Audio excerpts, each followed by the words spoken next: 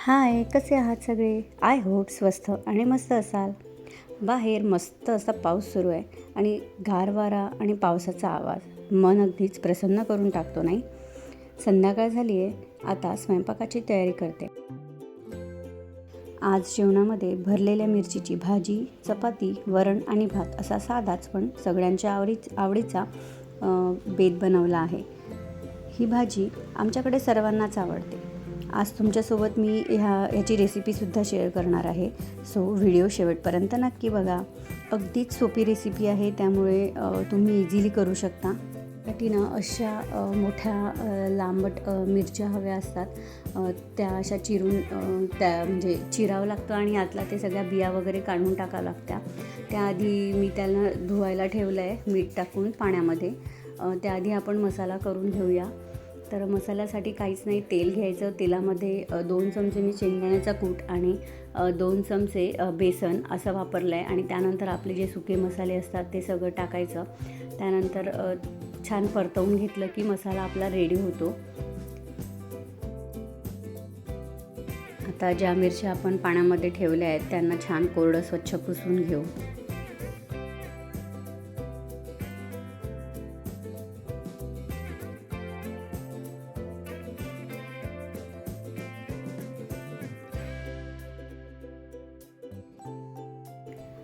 आणि ना त्यातल्या आतल्या बिया काढायच्या आहेत. तर बघा मी कशी काढते ना, हे असंच करायचं आहे आपल्याला.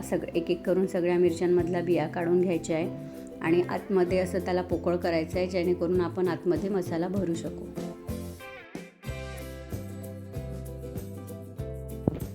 ह्यामध्ये आता आपण जो मसाला बनवला आहे ना, तो असा स्टफ करणार आहोत.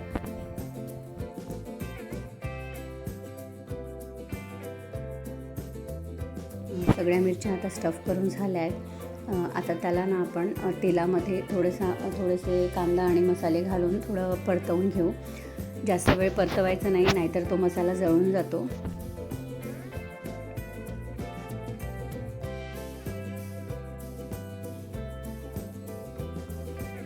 कांदा झाल्यावर थोडीशी लसूण पेस्ट आणि तिखट, मीठ, हळद, आपण म्हणजे भाजीला वापरतो ते सगळे मसाले.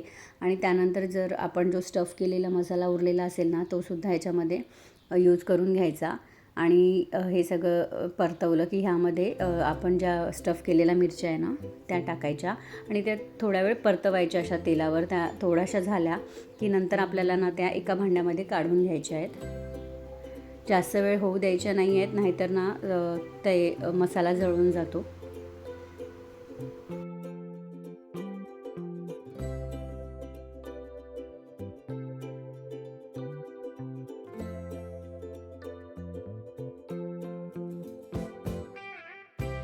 आता ह्या झाल्या आहेत मिरच्या, तर त्या आपण एका भांड्यामध्ये काढल्या आणि मग त्या ना कुकरमध्ये लावायच्या आहेत आपल्याला.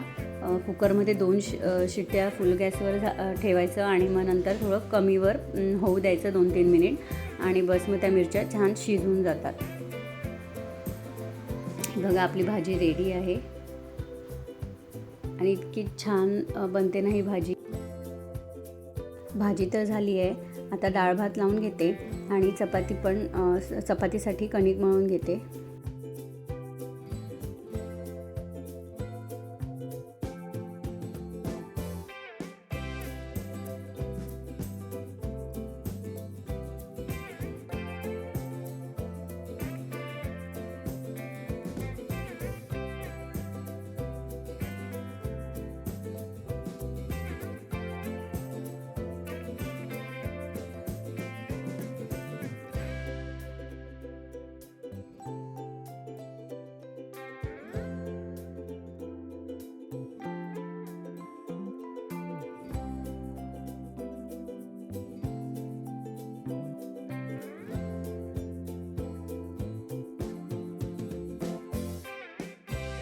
कितीही आग्रह केला तरी गरम चपात्या जेवायला कोणीच रेडी होत नाही. सगळे बोलतात आपण सोबतच जेवूया. म्हणून मग मी पटापट आवरून घेतलं आहे. चपाती करून झाली की आम्ही जेवण करायला बसतो.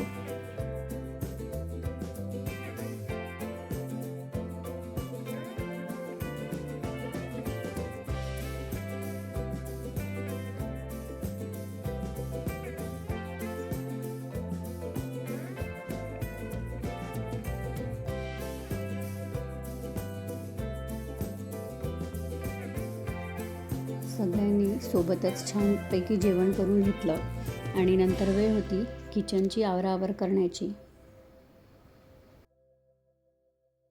माझे किचन मोठे नाही, त्यामुळे किचन प्लॅटफॉर्मवर कमीत कमी पसारा किंवा सामान ठेवूनच मी स्वयंपाक करायचा प्रयत्न करते. किचन नेहमी स्वच्छ आणि नीटनेटकं ठेवण्याचाही मी नेहमीच प्रयत्न करते. दिवसाच्या शेवटी सगळं आवरून झालं की एक वेगळंच समाधान मिळतं. सकाळी उठल्यावर स्वच्छ आणि टापटीप किचनमध्ये दिवसाची सुरुवात केली की काम सोपी आणि लवकर होतात. छोट्या छोट्या सवयी तर घराला सुंदर बनवतात, नाही का? अशा छोट्या पण चांगल्या सवयी जर आपण नेहमी स्वतःला लावल्या ना, तर आपलं घर आणि किचन दोन्हीही नीटनेटकं आणि स्वच्छ राहील आणि आपल्याला ते नेहमी स्वच्छ किंवा नीटनेटकं ठेवण्यासाठी वेगळे एफर्ट्स घ्यावे लागणार नाही. रात्री कितीही उशीर झाला किंवा कंटाळा आला ना, तरीही मी माझं किचन नीट आवरल्याशिवाय कधीच झोपायला जात नाही. ह्यामुळे माझं किचन नेहमी नीटनेटकं आणि स्वच्छ दिसतं आणि त्यामुळे झुरळांचा किंवा बाकी अशा इन्सेक्ट्सचा पण आपल्याला त्रास होत नाही. आजचा ब्लॉग कसा वाटला ते कमेंट करून नक्की सांगा. आवडला असेल तर व्हिडिओला लाईक करा आणि सबस्क्राईब करा. भेटूया नेक्स्ट ब्लॉगमध्ये. See you.